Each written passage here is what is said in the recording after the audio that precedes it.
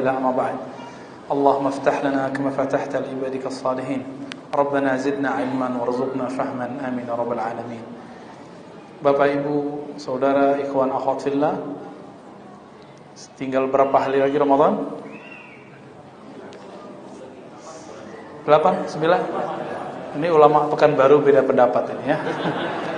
Jangan-jangan karena beda hisab dan ru'yat. Nah, Bapak Ibu dirahmati Allah, karena sebentar lagi Ramadan, maka walaupun tema yang diberikan kepada saya tentang yang lain, kita bahas tentang Ramadan. Sebelum masuk Ramadan, biasanya orang-orang sibuk masalah hisab dan ru'yat. Benar ya? Biar Bapak Ibu nggak pusing masalah ini, karena tiap tahun begini terus.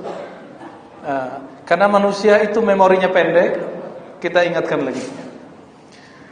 Di dalam Al-Quran surah Al-Baqarah disebutkan faman syahida minkumus syahra falyasum. Siapa di antara kamu yang menyaksikan bulan Ramadan, maka berpuasalah. Menyaksikan pakai apa? Mata. Maka muncullah, populerlah hadis mengenai ru'yat. Nanti saya sebutkan hadis mengenai hisab. Jadi kita ketemu nanti, karena pasti di Pekanbaru ada yang pakai hisab, ada yang pakai ru'yat, ada yang pakai dua-duanya. Nah, kita sebutkan dalilnya semuanya, jadi tenang aja ya. Semuanya punya dalil. Masalahnya cara memahami dalilnya. Nabi SAW bersabda, "La tasumu hatta tarawul hilal." Jangan kamu puasa, hadis ini Sahih Bukhari, ada juga di Muslim. Jangan kamu puasa sampai melihat hilal. Hilal itu bulan sabit kecil yang dilihat di akhir bulan Sya'ban, di awal bulan Ramadan.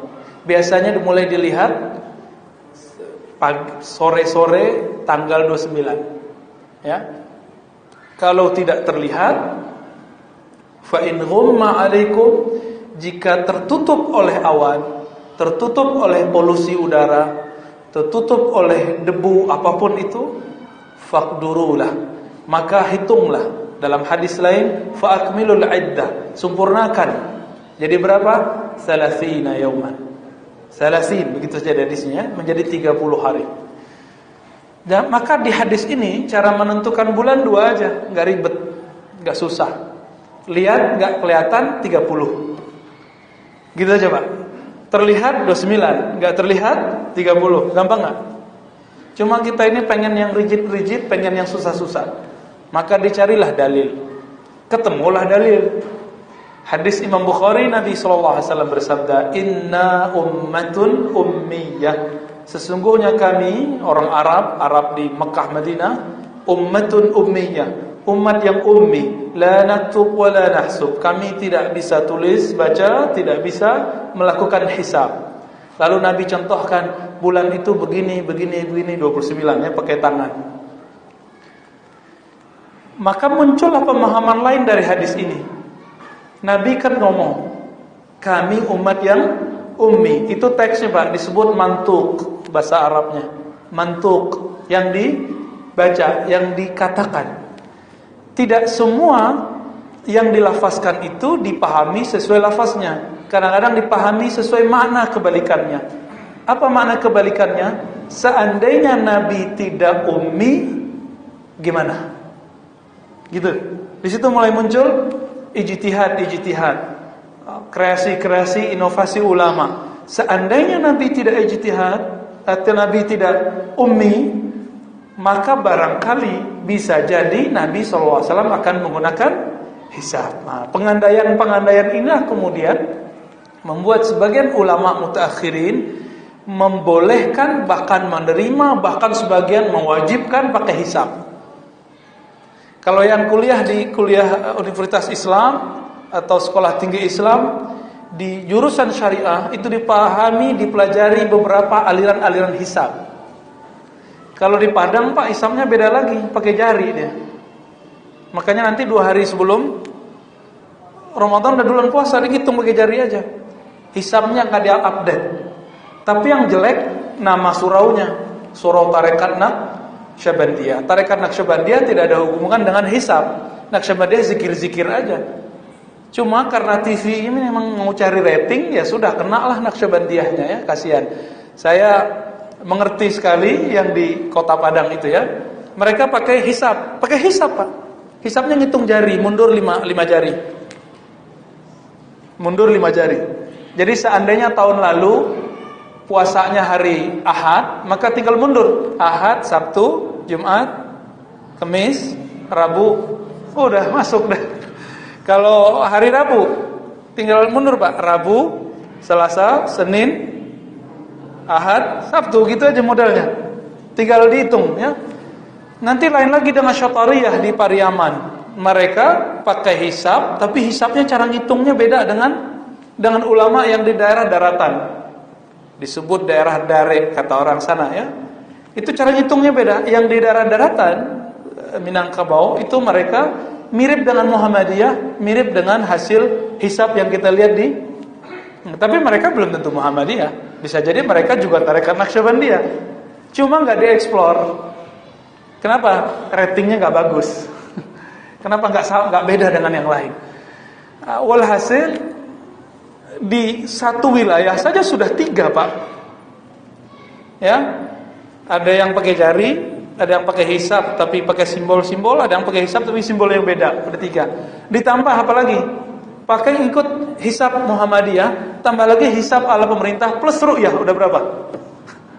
Ya, udah 5. Tambah lagi nanti kalau di Jawa ada hisab ala Banten, ada hisab ala NU, macam-macam.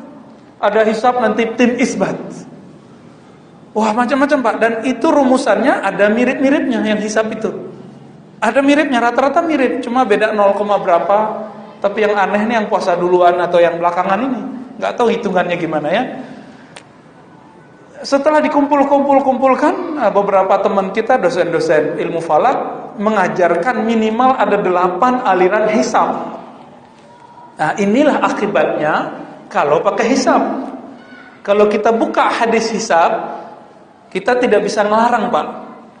Ya, kalau kita buka hadis hisab, kita nggak bisa larang orang di Padang itu puasa duluan, atau kita nggak bisa ejek orang yang Syatariyah puasa belakangan. Nggak bisa, kenapa?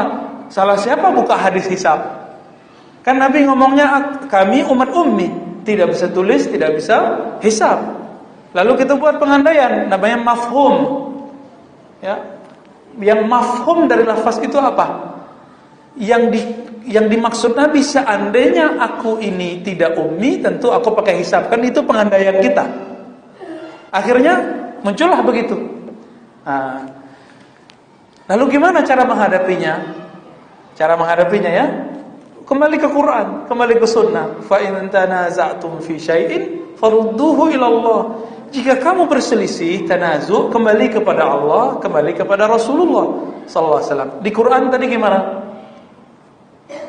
Ayat berapa itu? 108 berapa itu? 83? Lewat Pak. Ya, faman syahida minkum syahra, itu setelah ya lazina amanu kutiba alaikumus syiyam. Kutiba alaikumus syiyam ayat berapa? Ayo, lagi uji nih hafalan nih. 108? Ya lazina amanu kutiba alaikumus syiyam. Oke. Satu ayat lagi, terus tambah satu ayat lagi, jadi berapa? Oke. Lolos, Pak. Disebutkan di situ, ya, faman syahida minkumus syahra falyasum. Yang menyaksikan bulan, maka puasalah. Dijawab lagi sama yang pakai hisab. Kan menyaksikan bisa pakai ilmu, bisa pakai mata. Ya sudah. Maka mohon maaf, sekali kita buka bab hisab, kita tidak bisa melarang orang untuk berbeda hisab. Hisab NU Muhammadiyah beda Pak. Padahal hitungannya mirip. Di mana bedanya? Nanti di minus-minusnya. Minus berapa? Minus 3 atau minus 5, biar terlihat si bulan itu. Oh kacau Pak kalau sudah ngikutin itu. Maka yang bijak bagaimana? Gabungkan hisab dengan ru'yat. Gabungkan hisab dengan ru'yat. Nah, siapa yang melakukan itu?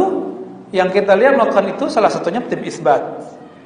Tim isbat ini disokong oleh pemerintah, tapi tim isbat bukan punya pemerintah Pak sebenarnya, tapi disokong, lalu kemudian hasilnya diumumkan oleh Kementerian Agama ya. Karena kita sentimen sama Kementerian Agama sekarang, nah itu urusan lain itu ya. Tim isbat itu nggak ada urusan sama kepentingan pemerintah. Tim isbat itu gabungan banyak ormas selain Muhammadiyah. Karena Muhammadiyah sudah jauh-jauh hari menentukannya. Kenapa? Pakai hadis Inna ummatul ummiyah. Jadi kalau ada orang nanya Muhammadiyah pakai riwayat apa? Orang yang di Padang yang pakai hisab itu pakai riwayat apa? Ini hadis Bukhari, kami umat yang ummi ya. Lalu orang yang pakai ru'yat hadisnya berapa? Lebih dari 10 Pak. Oleh karena itu dulu, karena saya orang sana, dulu saya ngejek Pak orang yang pakai ru'yat. Hari gini pakai ru'yat. Tapi ternyata hadisnya lebih sahih. Maka sikap yang bijak adalah kita gabung untuk membantu agar ru'yatnya pas, gunakan hisab. Biar pas hitungannya, arahnya kemana, hari apanya, pakai ru'yat. Tapi finalnya kita pakai hadis Nabi, la tasumu hatta tarau. Jangan puasa sampai melihat bulan. Oke, jadi nanti saran saya ikuti saja tim isbat. Namun kalau lebih nyaman karena dari kecil, dari dulu udah pakai hisab, itu ada dalilnya kok. Ya. Namun nanti jangan ejek yang duluan puasa atau yang akhir puasa, gitu ya. Kenapa? Karena kesalahan hisab atau kebenaran hisab itu sifatnya ijtihadi. Ya, ijtihad dari para ulama. Nah, itu yang pertama. Jadi harapan saya nanti jangan sampai rame nih ya. Sampai ngomong gini, Indonesia ini nggak beres, udah pemilunya nggak beres, nentuin bulan nggak beres. Ya, bulan kan kita nggak bisa dicoblos Pak. Bisa nyoblos bulan nggak? Maka yang bisa dicoblos aja mesti rame, apalagi yang nggak bisa dicoblos ya. Jadi nanti jangan tambah pusing masalah ini. Saya harapkan nanti pengurus udah ikutin tim isbat, ya Pak pengurus ya. Terus biasanya pengurus dibantah sama jamaah. Pak Ustadz, Pak pengurus, Mekah duluan kok ente belakangan? Gitu. Gimana jawabnya Pak? Pakai hadis lagi jawabnya. Gak usah pakai pendapat kita. Pakai hadis aja. Hadis riwayat Imam Muslim disebut hadis Quraib. Judul babnya apa di Sahih Muslim? Ya. Likulli baladin ru'yatuhum. Bab puasa. Setiap negeri punya ru'yah yang beda-beda. Jadi dulu ada namanya Quraib, disuruh ibunya pergi ke Damaskus. Waktu itu yang berkuasa bukan Ali lagi, tapi sudah Muawiyah, khalifah pertama dari Bani Umayyah. Bani Umayyah puasanya berbeda dengan orang Madinah. Orang Madinah lebih akhir sehari, mereka lebih awal sehari. Ketika Quraib pulang di Mekah, di Madinah, ya di Madinah pasnya saat itu ada mufti. Sebelum mufti ini pindah namanya Ibnu Abbas radhiyallahu taala anhuma, sebelum pindah ke Taif, beliau masih tinggal di Madinah. Ditanya oleh Quraib, Quraib, Ibnu Abbas, Anda kok nggak ikut pemerintah? Nah, ini dalil Pak, boleh beda sama pemerintah. Tapi cek dulu nih, bedanya di mana?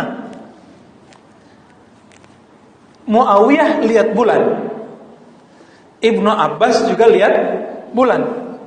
Satu di Madinah, satu di Damaskus. Cuma beda negara. Satu agak di subtropis, satu agak utaranya lagi subtropis. Hasilnya apa? Beda. Orang Madinah tidak lihat, orang Syam, orang Damaskus lihat. Apa kata Ibnu Abbas? Hakadha amarana Rasulullah sallallahu alaihi wasallam. Beginilah Rasulullah memerintahkan kami. Maksudnya apa? Setiap negeri ikuti hasil ru'yahnya. Jadi sebenarnya Pak, ru'yahnya orang Papua bisa beda sama kita seharusnya. Tapi kita cuma beda berapa jam? 2 jam atau 3 jam ya. Sekarang pertanyaannya, Saudi berapa jam beda sama kita? 4 jam. Saat kita lihat bulan jam 6 tadi, Saudi jam berapa? Jam 2. Oke. Saat Saudi jam 2, itu bisa lihat bulan nggak? Lagi terang begitu? Nggak bisa. Kita mungkin lihat bulan, tapi bulan itu terbitnya dari barat, bukan dari timur. Saat kita melihat bulan, bulan tidak terlihat. 4 jam lagi mungkin nggak bulan terbit? Mungkin. Maka ketika orang Saudi, orang Uni Emirat Arab, orang Mesir, orang Yaman melihat bulan, bisa jadi mereka bisa terlihat.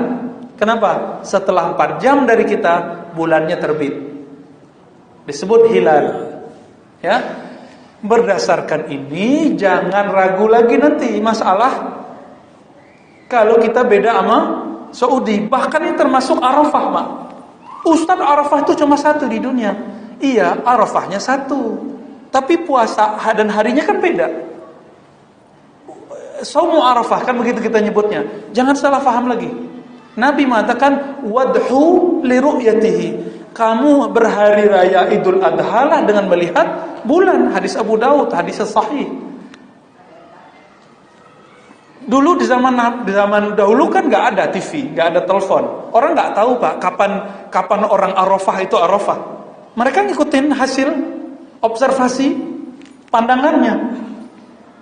Jadi yang mengatakan Arafah cuma 1, maka kita ikut mereka. Ini orang kita cek, Pak, kelurusan cara berpikirnya. Kita cek ya. Orang Arafah jam berapa mulai, Pak?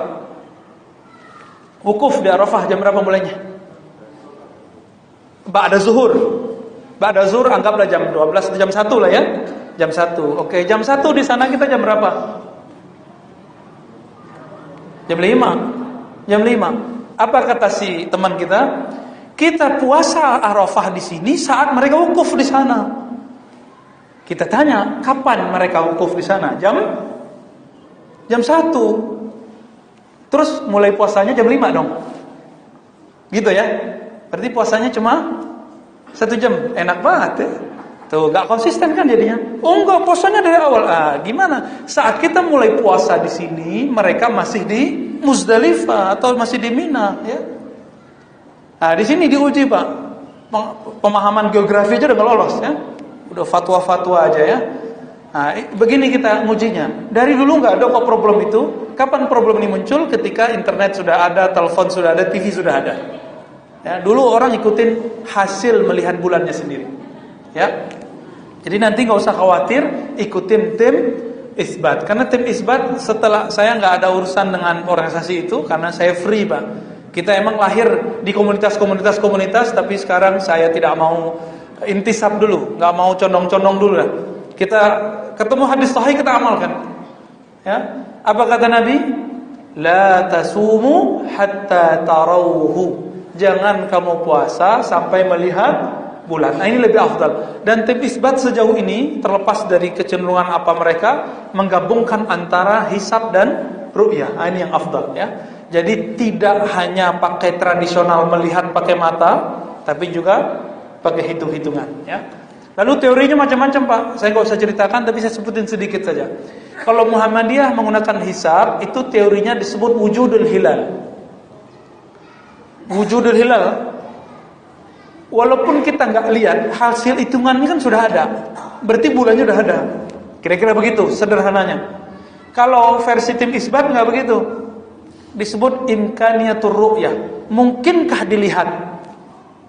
Jadi walaupun hitungannya udah ada, tapi kalau tertutup berarti nggak mungkin misalnya, atau angka-angkanya kurang nggak mungkin, ya udah genapin 30. Jadi ini persoalan rumit kalau jadi angka-angka. Dan ingat, Allah berfirman di ujung ayatnya, yuridu bikumullahu al-yusra, yuridullahu bikumul yusra, Ustaz ya. Allah menginginkan bagi kamu yusra, bukan yang usra. Apa arti yusra? Allah menginginkan kemudahan, bukan kesusahan. Nabi sudah ajarin yang mudah-mudah, kita pengen yang susah-susah. Gitu aja masalahnya. Namun gini, jika di keluarga kita ada terjadi perbedaan, misalnya saya hisab, terus saudara saya enggak, saudara saya pakai tim isbat ru'yat. Gimana caranya?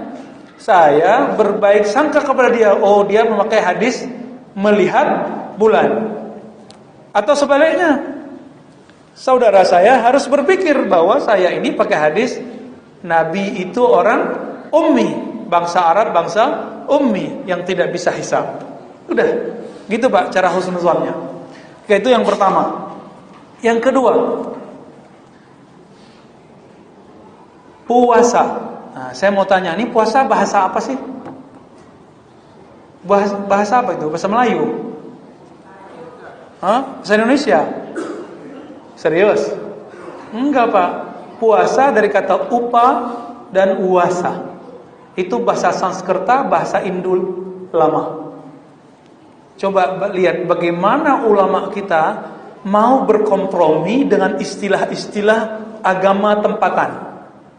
Enggak sibuk sama istilah. Ini kenapa Islam kita rusak hari ini? Ukhuwah kita rusak sesama kita hari ini, sibuk sama nama, sibuk sama istilah. Akhirnya saling salah menyalahkan, bid'ah membid'ahkan karena tidak faham dengan apa yang disebut di nama itu. Dalam istilah bahasa Arab, tadi kita kajian dalam Sahih Bukhari bersama para asatidz, kita menyebutkan sebuah kaidah, al-ibrah bil musamma la bil ism. Menghukumi sesuatu itu dengan definisinya, bukan dengan namanya. Karena nama berubah-ubah. Tapi definisinya kita cek. Jika definisinya sesuai dengan sunnah, maka dia tidak bid'ah meskipun namanya baru. Ya. Nah, puasa tadi dari bahasa apa? Sanskerta. Kalau bahasa Arabnya apa? Siam, itu jamak, plural. Mufradnya, tunggalnya apa? Saum. Tuh, udah lolos bahasa Arabnya nih, Pak ya. Pintar sekali orang Pekanbaru ini. Saum, apa arti saum? Puasa, tuh bolak-balik lagi. Berarti belum paham, belum lolos ini. Saum artinya imsak, menahan. Baru lolos lagi ya. Terus kalau puasa, apa artinya? Bukan, Pak. Puasa dari dua kata, upa, puasa. Upa, taqarrub bahasa Arabnya. Wasa al-ilah, taqarrub ilallah, mendekatkan diri kepada Allah. Itu arti puasa menurut bahasa Sanskerta yang saya tahu ya. Mungkin ada yang saya nggak tahu, mungkin maknanya lebih dari itu, wallahu alam. Tapi itu yang kita tahu. Maksud kita menyebutkan ini apa? Ulama kita tidak mempermasalahkan istilah. Ini penting dalam dakwah. Tapi kalau sholat kan udah biasa, Pak ya. Dulu waktu kita masih kecil, bapak-bapak ini masih kecil, guru-guru kita masih biasa nyebut sholat sembahyang. Tapi sekarang bahasanya udah maju, udah ganti dari bahasa Sanskerta lama yang dipakai orang-orang Hindu Buddha, sekarang udah jadi bahasa Arab, salat. Tapi jangan salah T-nya medal, Pak ya. Ta atau dal. Salat. Oh, jadi pemakan namanya ya. Nah, ini ulama kita mau berkompromi dengan istilah agama lain. Masa sesama muslim, beda komunitas, beda kajian, beda manhaj, gak mau terima istilah? Ya, ini aneh ini gak belajar ilmu ta'rifat ya. Padahal imam kita sudah nulis kitab at-ta'rifat ya, mengenai ta'rif, definisi. Nah, maka kita kembali ke Al-Quran. Al-Quran menyebut kata ya ayyuhalladzina amanu kutiba alaikumusiyam yang dibaca tadi sama qari kita ya, as-siyam. Ini Bapak perlu tahu, tradisi membaca ayat Quran sebelum kajian itu bukan tradisi orang Pekanbaru. Itu tradisi ahli hadis. Ahli hadis disebutkan oleh Imam Nawawi, Imam Suyuti, Ibnu Salah. Mereka sebelum membaca hadis atau sebelum mau'izah hasanah, biasanya ada seseorang yang hafiz atau yang bagus suaranya membaca satu ayat atau beberapa surat. Jadi ini bukan bid'ah ya. Supaya apa? Supaya kalbunya tunduk, kalbunya tetap bercahaya. Karena Nabi mengatakan nawiru buyutakum bisalati wa qiraatil Quran. Cahayakan rumahmu dengan salat dan baca Quran. Kata Imam Ghazali, rumah yang hakiki ini tubuh kita, kalbu kita. Maka membaca Al-Quran sebelum kajian termasuk sunnah ulama al-hadis masa lalu ya. Yang hari ini tinggal orang bahkan yang anggap bid'ah, seremonial gitu ya. Terserah orang ngomong itu seremonial, itu nggak apa-apa. Apalagi itu menyenangkan saya, Pak. Jadi ceramah saya nggak perlu lama-lama nanti. Ya, beberapa tempat saya senang sekali, 15 menit dibaca dan kita tenang, nikmat.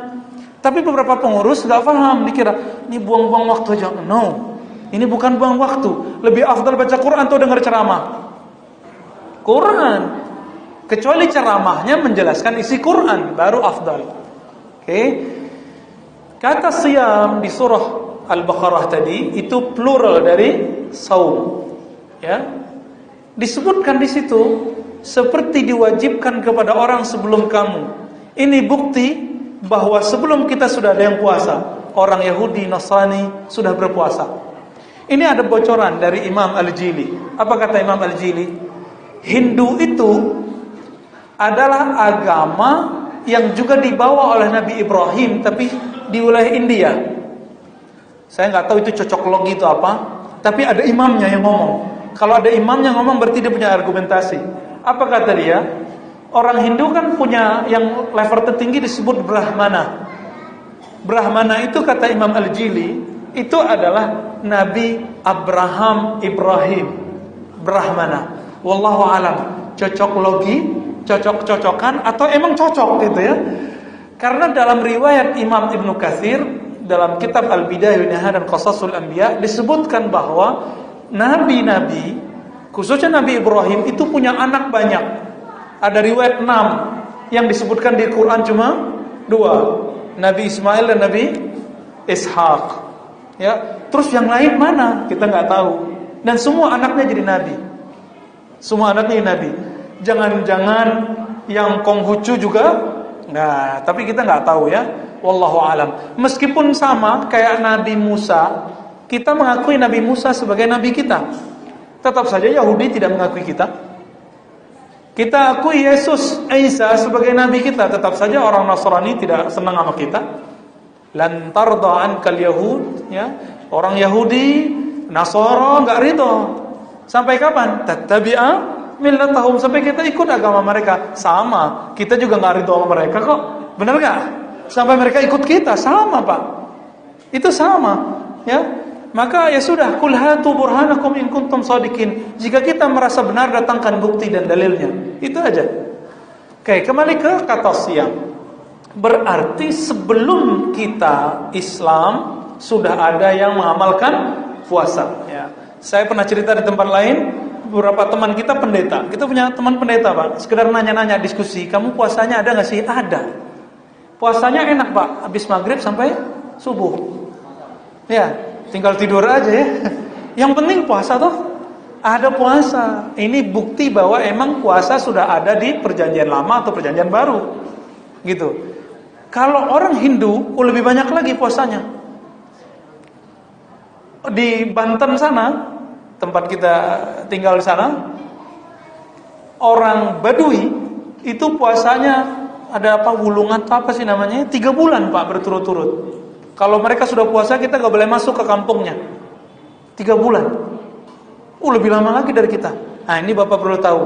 Orang yang rajin puasa, firasatnya tinggi walaupun bukan muslim. Sakti kalau bahasa kita. Maka kesaktian itu bukan tanda kebenaran. Kasyaf bukan tanda kebenaran. Itu cuma hiburan-hiburan rohani, Pak. Bisa benar, bisa salah. Benar, tajam-tajam itu orang. Ya, sekali ketemu kita udah bisa cerita langsung semua. Pernah saya pulang dari bandara sampai ke arah Ciputat, sopirnya itu baca pikiran saya terus, Pak. Baca pikiran kita, baca keluarga kita, baca nasab kita, baca semua. Akhirnya saya lihat dia, Pak, kamu amalannya apa sih? Apa kata dia? Mas, aku ini puasa hampir tiap hari, udah gak nikah 30-an tahun, sholat tahajud tidak ketinggalan. Wajar ya, tajam, Pak. Ngelihat saya sekali langsung baca saya, baca orang tua saya, itu firasat namanya.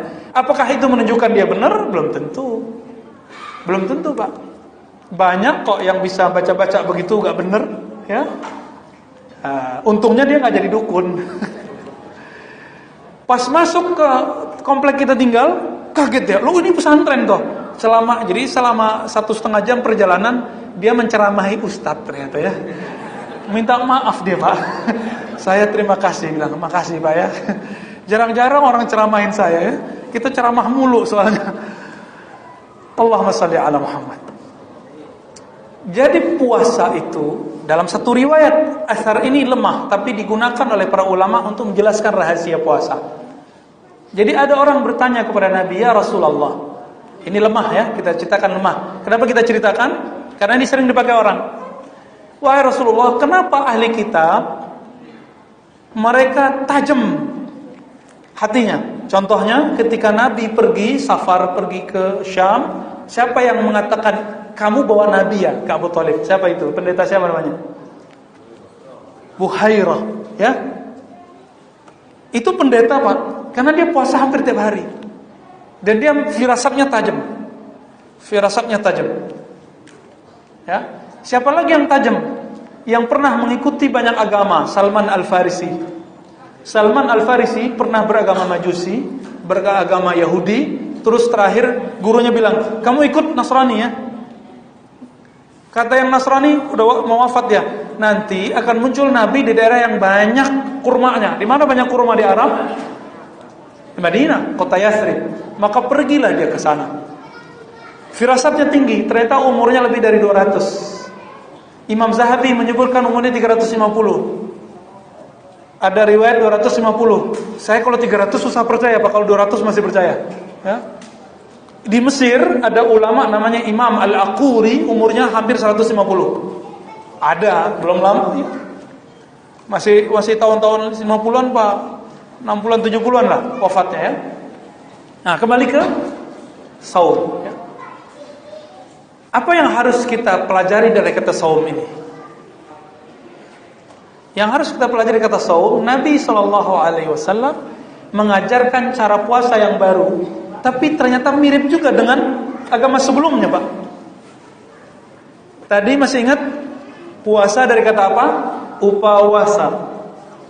Taqarrub ilallah, mendekatkan diri kepada Allah. Itu bahasa Sanskerta. Coba lihat, cek. Ini bukan cocok logi, emang cocok dia. Kutiba alaikumusiyam kama kutiba alal ladzina min qablikum la'allakum tattaqun. Diwajibkan puasa seperti orang terdahulu agar kamu bertakwa. Bertakwa itu artinya puasa, mendekatkan diri kepada Allah. Sama enggak? Sama, Pak. Cuma Nabi SAW datang dengan syariat baru, menghapus semua syariat yang lain. Kita cek. Puasanya orang Hindu beda-beda, namanya macam-macam sampai saya nggak hafal ya. Mereka ada puasa makan, tapi minum boleh. Asik ya. Ada puasa ini itu, tapi bolehnya cuma makan nasi putih atau susu putih. Disebut mutih. Maka masuk, dan itu bertahan di tradisi Muslim Jawa, Kejawen, disebut puasa mutih. Ya. Tapi beda mutihnya Kejawen dengan Hindu apa? Kalau Hindu setiap saat boleh minum yang putih-putih, Pak. Yang nggak boleh makan yang berat-berat, karbo daging itu nggak boleh. Kalau Kejawen Muslim, dia sudah diislamkan. Sudah diislamkan. Berbukanya, jadi puasanya kayak kita, mulai dari pagi sampai maghrib, terus berbukanya pakai yang putih-putih. Nah, ini.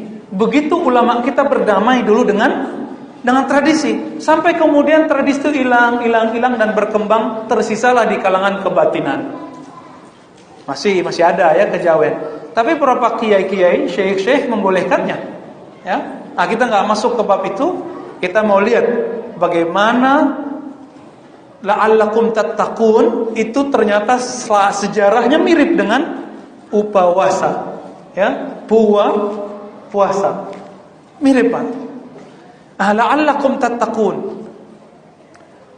Apa kata Allah? Wattaqullah. Gimana ayatnya, Ustaz? Wattaqullah wa yu'allimukumullah. Takwalah kepada Allah, Allah akan ajar kamu. Kalau kita punya guru kita nggak merasa dekat sama kita, mau nggak? Guru kita ngajarin rahasia-rahasia? Nggak mau. Maka makna ayat ini, dekatkanlah dirimu kepada Allah dengan takwa, maka Allah akan langsung mengajarmu. Disebut dalam bahasa Imam Ghazali ilmu laduni. Laduni itu gak banyak belajar tapi dapat ilmu banyak. Ya, Nabi SAW ilmu laduni semua karena gak ada belajarnya. Nabi pernah sekolah gak? Di UIN Suska, ya? Atau di UI Jakarta? atau di UIN, atau di IIKI Jakarta, atau di Darussunnah tempat saya ngajar. Enggak ada, Pak. Ada pesantren Gontor. Enggak. Nabi mengerti habatus sauda bisa jadi obat. Apa Nabi pernah ikut perdukunan atau pelatihan herbal? Enggak ya. Nabi mengerti titik-titik akupuntur yang disebut titik bekam. Apa Nabi pernah kursus ke Cina, kursus ke India? Kan enggak pernah. Nah, ini yang disebut laduni. Laduni. Dan ilmunya mirip dengan kenyataannya. Bapak saudara makan Allah, apa kata Nabi? At-taqwa hahuna. Takwa itu di sini. Nah, ini bagian akhir yang mau saya sampaikan. Puasa kita jangan lagi sama dengan puasa anak kecil. Ya, anak kecil ini gimana, Pak? Puasanya lapar dan haus. Masih ngeluh nggak anak kecil? Maka puasa kita nggak boleh ngeluh. Puasa kita harus taqarrub ilallah, harus taqwa bil qalbi. Jadi kalau diterjemahkan, berpuasalah kamu agar takwa, maksudnya berpuasalah lahir dan batin pakai kolbu. Gimana kalau pakai kolbu?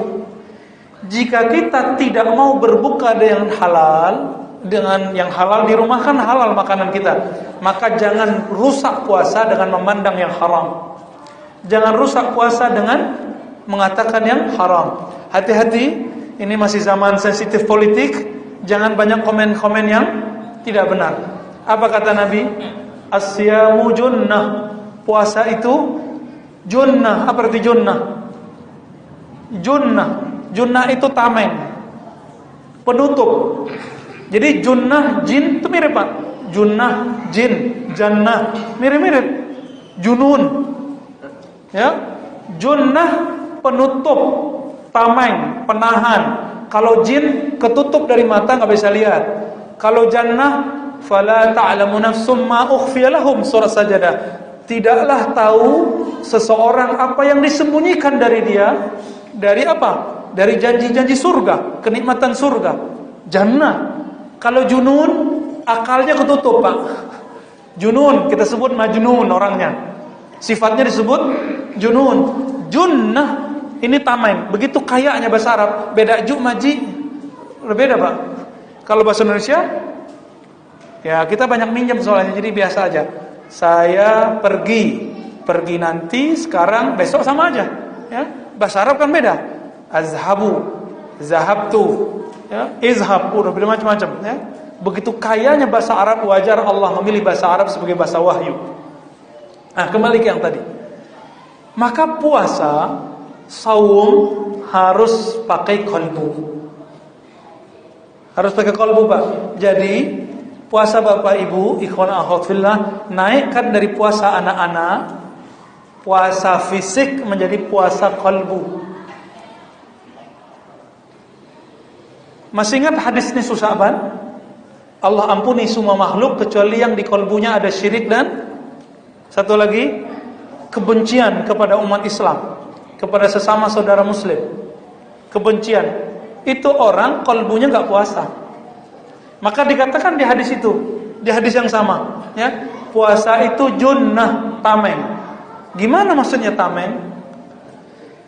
Jika kamu diajak seseorang, kata Nabi, untuk bertengkar, ya, terus dicaci maki, ya, idza syatamahu aw sabahu, jika orang caci kamu, ngajak kamu perang mulut, aw qatalahu, ngajak tengkar, falyaqul inni shaim, katakan aku puasa. Jadi di hadis itu ngaku puasa bukan saat diajak makan, Pak, tapi saat kita lagi diuji emosinya.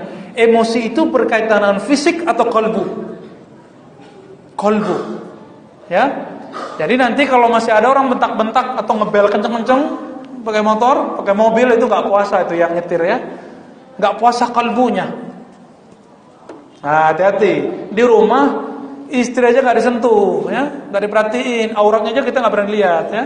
Keluar ada yang bening-bening, roknya kurang panjang, krisis kali, ya, kita liatin. Di rumah halal nggak kita pegang, nggak kita liatin. Di luar kita pelototin. Ini namanya puasa, bukan pakai kolbu, ya. Maka dikatakan dalam hadis, ya, hadis Nabi SAW, ya, jika kamu berpuasa fala yarfus wala yaskhab, Yarfus itu berkata keji atau berbuat keji atau memandang yang keji. Yarfus termasuk ya, jorok, vulgar itu masuk. Nonton yang hot itu ya, yang blue ya, macam-macam itulah ya. Kayaknya ada yang tahu tuh ya. Maka yang puasa masih melihat itu puasanya rusak. Kalau rusak, ini air tadi dihudangin Ustadz Imam kita ke saya ya, saya jadi malu Pak. Di dalamnya ada semut. Saya berani minum nggak? Berani minum nggak? Kalau perlu saya tersinggung Pak. Ya? Jauh-jauh ke sini ngasih air ada semutnya lagi. Ini orang ngejek kali ya, gitu. Tapi Allah nggak sebaper itu ya. Tapi Allah, kalau saya makhluk tidak terima ada persembahan yang ada semutnya, bagaimana Allah bisa terima puasa yang dia meninggalkan yang halal lalu melakukan yang haram? Gak diterima Pak. Itu sebabnya pas berbuka, ya, Imam Ghazali mengatakan mau cek puasa orang diterima atau tidak, pas dia berbuka balas dendam atau bukan. Ya, kalau dia balas dendam berarti dia emang baru puasa fisik. Tapi kalau dia santai, tenang ya, nah maka amalan sebelum berbuka salah satunya istighfar Pak. Minta ampun, ya Allah, ampunkan aku jika puasa seharian ini kurang sempurna di mataku, kurang sempurna di telingaku, kurang sempurna di lisanku, kurang sempurna di seluruh tubuhku dan batinku. Ampunkan ya Allah, baru Pak. Itu doa nunggu. Doa nunggu. Biasanya Allah ampuni ya. Masa Allah enggak ampuni? Allah mengatakan ya dalam hadis qudsi, tubu ilallah, bukan ini ya, innallaha, sesungguhnya Allah yatubu, menerima tobat hambanya malam yugharghir, selama belum sampai ke rohnya sampai di sini. Jadi mau siang mau malam sama aja. Bapak saudara ikhwan fillah. Jadi nanti puasa jangan lagi puasa anak kecil. Mulai puasa pakai qalbu. Baru nanti la'allakum tattaqun. Jadi kalau dibahasakan, berpuasalah dengan takwa, yaitu dengan qalbu, sehingga kita berhak dapat maghfirah. Baru pas di hadisnya dikatakan man shama ramadhana imanan wa ihtisaban. Coba lihat, ghufira lahu ma taqaddama min dzambi. Ini sering dibaca tapi kurang dijelaskan. Siapa yang puasa imanan, iman di mana? Di qalbu.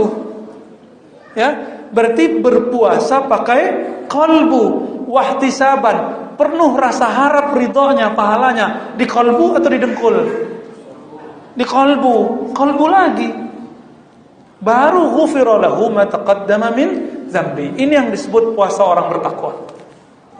Saya doakan semoga yang hadir ini mulai berlatih puasanya level puasa qalbu. Gak usah pakai teori macam-macam ya, udah gitu aja. Puasa pakai hati, puasa pakai qalbu. Kurangi lagi bid'ah-bid'ahin orang ya. Kurangi lagi sibuk dengan aib orang. Nanti 10 hari terakhir ustadz-ustadz kita dibid'ahkan lagi karena ustadznya mimpin sholat tahajud pertengahan malam. Nanti dibid'ahin lagi. Udahlah, kalau kamu puasakan mulutmu. Kira-kira begitu Pak. Udah 40 menit saya ngomong ya. Saya ngitung Pak. Udah ada sinyalnya di kolbu ya. Kira-kira itu kajian pengantar Ramadan kita. Tarhib Ramadan berarti menyambut Ramadan ya. Nabi SAW menyambut Ramadan dengan amal-amal yang indah, yang bagus ya. Maka mari kita sambut dengan mulai malam ini, mulailah sholat witir. Apa kata Nabi? Autiru ya ahlal Quran. Pencinta Quran gak semua? Walaupun hafalannya cuma kulhu dan kul-kul yang lain, tapi cinta Quran, cinta orang hafiz Quran, cinta ulama yang hafal Quran. Autiru ya ahlal Quran. Berwitirlah wahai pecinta Quran. Ya. Innallaha witrun yuhibbil wutra. Ingin dapat cinta Allah? Kalau kita cinta seseorang, orang itu mau apa saja kita kasih. Jika ingin dapat cinta Allah, maka autiru, berwitirlah walaupun cuma 1 rakaat. Witir itu bukan khusus bulan Ramadan. Nabi bulan Ramadan 11 rakaat. Kita gimana? 1 rakaat aja cukup ya. Minimal ada hubungan mahabbah antara kita dan Allah. Kalau sudah istiqomah witir, rasakan hebatnya nanti. Kadang-kadang baru terbersit Allah sudah kasih. Seperti anak kita melihat dia ngiler ngeliat anak kecil makannya. Makan apa? Makan es krim. Udah berapa hari kita nggak kasih dia es krim. Akhirnya kita bilang, ayo nak, sini nak. Kita ajak dia. Belum ngomong. Istrinya bilang, Mas, itu bagus banget bajunya, Mas. Ya, Bang, itu baju kebayanya keren banget, Bang. Ayo sini beliin deh, gitu ya. Nggak perlu diminta. Maka Nabi SAW mengatakan, afdalud doa alhamdulillah. Doa yang paling tinggi adalah ekspresi syukur alhamdulillah. Dan saya menemukan orang yang paling syukur itu orang yang banyak puasa dan saat pertama meneguk air. Itu syukur tertinggi. Coba rasakan. Pas Allahumma lakasumtu atau zahabaz zama'u, ya, ini macam-macam lah hadisnya, silakan lihat ya kajian kita yang sebelumnya. Boleh dipakai dua-duanya ya. Pas tegukan pertama terasa enggak nikmatnya nih air itu? Maka orang yang bersyukur dengan satu teguk air itu, dia adalah syakirin. Apapun keinginan dia, jika keinginannya pantas untuk dirinya, maka Allah akan kasih. Afdalud doa alhamdulillah. Sebaik-baik doa, gak perlu minta Pak, syukur aja. Jadi tidak semua doa itu meminta. Itu juga sebabnya melazimkan baca Asmaul Husna udah lebih dari meminta apa saja. Kira-kira itu Bapak Saudara Allah. Di next time nanti kita bahas Asmaul Husna. Ya, setelah Ramadan kalau umur kita panjang, kajian Asmaul Husna. Insyaallah di sini ya. Ingatin kita nanti insyaallah. Baik, di situ Ustaz. Ya, tafadhal.